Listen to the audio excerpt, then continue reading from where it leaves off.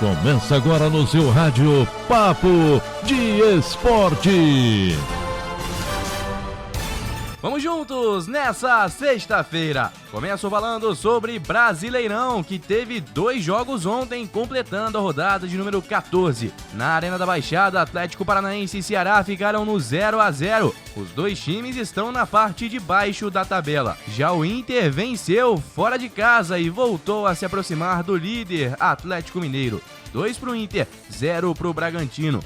E por falar neste jogo, Galhardo faz 1 gol por hora no Brasileirão e acirra a briga para ser o artilheiro do país em 2020. O artilheiro chegou a 12 gols no Brasileirão e a 17 na temporada. Tem um a menos que Nenê do Fluminense e Léo Gamalho, ex-CRB, em 2020. Parece até chover no molhado, mas o artilheiro decidiu mais uma vez e marcou os 2 gols da vitória do Inter por 2-0 sobre o Bragantino, ontem no Nabi Abichedid.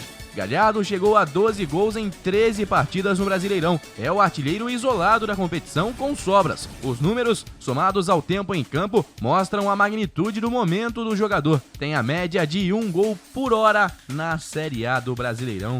Que isso, hein, Thiago Galhardo? Já são 12 gols no Brasileirão, 17 na temporada. Ainda no Campeonato Brasileiro, vamos às partidas deste final de semana. A rodada começa às 17 horas com Vasco e Flamengo em São Januário. Por falar em clássico, as esperanças de gols estão depositadas em Cano e Pedro. Vasco e Flamengo se enfrentam neste sábado em São Januário. Os rivais têm bem claro quem são as principais esperanças de gol em cada lado: Germancano e Pedro.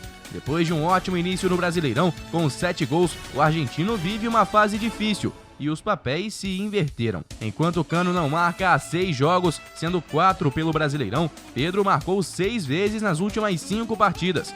O centroavante do Flamengo começou a competição como opção no banco de reservas, mas aproveitou bem as chances e se firmou, principalmente diante da ausência de Gabigol por lesão.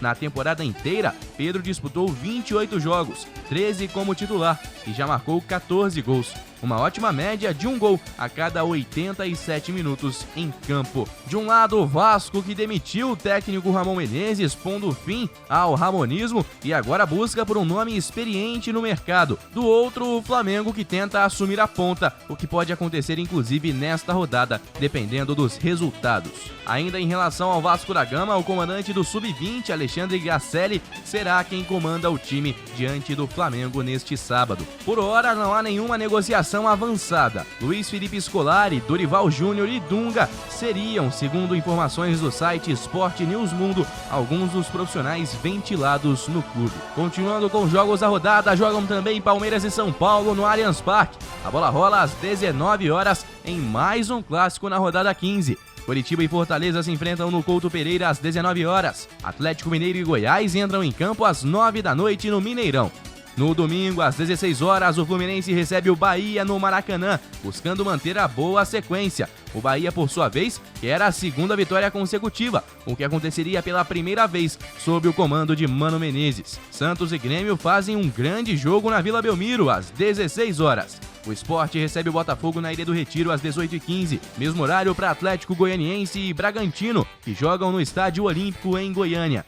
Inter e Atlético Paranaense se enfrentam às 8h30 da noite no Beira-Rio, mesmo horário para Ceará e Corinthians, que jogam no Castelão. Na tabela de classificação, o Atlético Mineiro ainda é o líder, mas vê os adversários chegarem cada vez mais próximos. Tem 27 pontos. Inter 25, Flamengo 24, São Paulo 23, Palmeiras 22 e o Fluminense fecha o G6 com 21 pontos. O Santos em 7º também tem 21, Sport e Fortaleza tem 20, o Vasco tem 18 pontos em 10º lugar. Grêmio 17, Atlético Paranaense 15, Bahia e Ceará também 15, assim como Corinthians e Atlético Goianiense. Na zona de rebaixamento, o Botafogo também tem 15 pontos, Curitiba e Bragantino 12 e o Goiás apenas 9 pontos feitos até aqui. A última de hoje é sobre as eliminatórias para a Copa do Mundo de 2022 que acontecem no Catar. Foi dada a largada na América do Sul. Paraguai e Peru empataram em 2-2 no Defensores del Chaco. O Uruguai venceu o Chile por 2-1 no Estádio Centenário.